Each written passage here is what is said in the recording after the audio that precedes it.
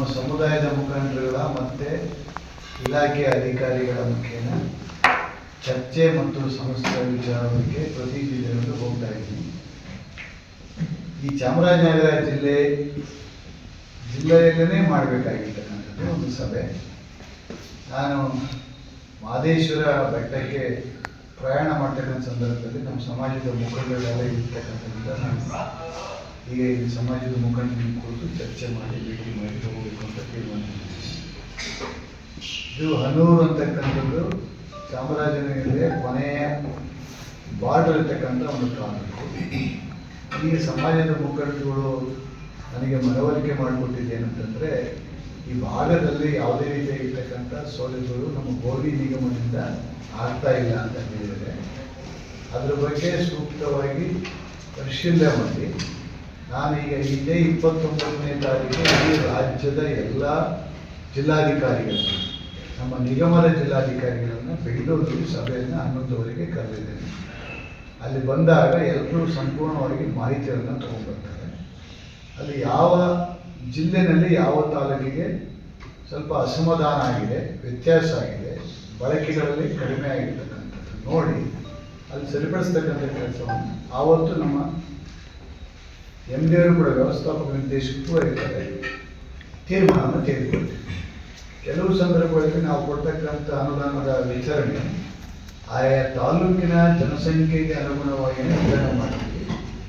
ಕೆಲವು ಸಂದರ್ಭಗಳಲ್ಲಿ ಅದು ವ್ಯತ್ಯಾಸಗಳನ್ನು ಆಗಿದ್ದರೆ ಅದನ್ನು ಮರುಪರಿಶೀಲನೆ ಮಾಡ್ತಕ್ಕಂಥದ್ದು ಕೂಡ ಸಾಧ್ಯತೆ ಇದೆ, ಅವಕಾಶ ಇದೆ.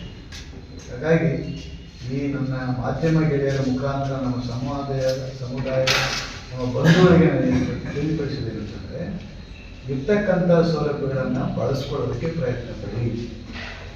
ಈಗ ಯಾರೂ ಕೂಡ ಬಂದು ಕೇಳದೆ ಹೋದರೆ ಅನುದಾನಗಳನ್ನು ಸೌಲಭ್ಯಗಳನ್ನು ತಂದು ಮನೆಗೆ ಕೊಡ್ತಕ್ಕಂಥ ಪರಿಪಾಠ ಬಹಳ ಕಷ್ಟ. ದಯಮಾಡಿ ಜಾಗೃತರಾಗಬೇಕು. ನಮ್ಮ ಸಮಾಜಕ್ಕೆ ಇರ್ತಕ್ಕಂಥ ಸೌಲಭ್ಯ ನಮ್ಮ ಏನು ಕರ್ನಾಟಕ ಸರ್ಕಾರ ನಮ್ಮ ಮುಖ್ಯಮಂತ್ರಿಗಳ ಏನು ಸಿದ್ದರಾಮಯ್ಯ ಸಾಹೇಬರು ಕೊಟ್ಟಿದ್ದಾರೆ, ಈ ನಿಗಮಕ್ಕೆ ಕೊಟ್ಟಿರ್ತಕ್ಕಂಥ ಅನುದಾನ ಅದು ಸಂಪೂರ್ಣವಾಗಿ ಸದ್ಬಳಕೆ ಆಗ್ತದೆ. ನಿಜವಾಗಲೂ ಕೂಡ ನಮ್ಮ ಕಾಂಗ್ರೆಸ್ ಸರ್ಕಾರ ಮುಖ್ಯಮಂತ್ರಿಗಳು ಸಿದ್ದರಾಮಯ್ಯರು ಇದ್ದಾಗ 13ರಿಂದ 18 ಇದ್ದಾಗಲೇ ನಮ್ಮ ಬೋವಿ ನಿಗಮವನ್ನು ಸ್ಥಾಪನೆ ಮಾಡಲಿಕ್ಕೆ ಕಾರಣೀಭೂತರಾಗಿದ್ದಾರೆ.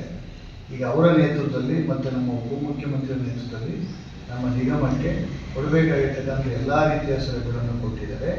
ಅದಲ್ಲದೆ ಇದೇ ಜಿಲ್ಲೆಯವರೇ ಆಗಿರ್ತಕ್ಕಂಥ ನಮ್ಮ ಸಮಾಜ ಕಲ್ಯಾಣ ಇಲಾಖೆಯ ಸಚಿವರು ಕೂಡ ಡಾಕ್ಟರ್ H.C. ಮಹದೇವಪ್ಪ ಸಾಹೇಬರು ಕೂಡ ಸರಿಯಾದ ರೀತಿಯಲ್ಲಿ ನಮಗೆ ಸ್ಪಂದನೆಯನ್ನು ಕೂಡ ಕೊಟ್ಟಿದ್ದಾರೆ.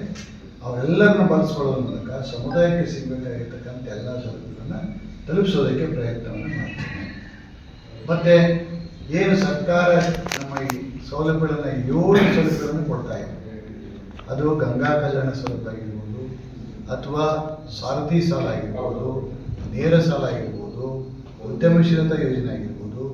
ಮತ್ತೊಂದು ಬಹಳ ಪ್ರಮುಖವಾಗಿರ್ತಕ್ಕಂಥ ಒಂದು ಯೋಜನೆ ಅಂತಂದರೆ ಮಹಿಳೆಯರಿಗೆ ಭೂ ಉಳಿತಾಯವನ್ನು ಕೊಡ್ತಕ್ಕಂಥ ಕಾರ್ಯಕ್ರಮ. ಇಷ್ಟೆಲ್ಲ ಕಾರ್ಯಕ್ರಮವನ್ನು ನಮ್ಮ ಸರ್ಕಾರ ಕೊಡ್ತಕ್ಕಂಥದ್ದು ಈ ಕಾರಣಕ್ಕೋಸ್ಕರವಾಗಿ ಸಮುದಾಯ ಲಾಭವನ್ನು ಪಡ್ಕೊಳ್ಳಿ ಅಂತಕ್ಕಂಥದ್ದು ನನ್ನ ಮನವಿಯೂ ಕೂಡ ಆಗಿರ್ತದೆ. ಈ ಒಂದು ಏನು ಡಾಕ್ಟರ್ B.R. ಅಂಬೇಡ್ಕರ್ ಸಾಹೇಬರು ಹೇಳಿದ್ದಾರೆ, ಏನು ಶಿಕ್ಷಣ, ಸಂಘಟನೆ ಮತ್ತು ಹೋರಾಟ, ಇವುಗಳ ಮೂಲಕ ನಾವು ಪಡಿಬೇಕಾಗಿರ್ತಕ್ಕ ಸೌಲಭ್ಯಗಳನ್ನು ಪಡಿಲೇಬೇಕಾಗಿರ್ತಕ್ಕಂಥದ್ದು. ಇದು ನಮ್ಮ ಹಕ್ಕು ಕೂಡ.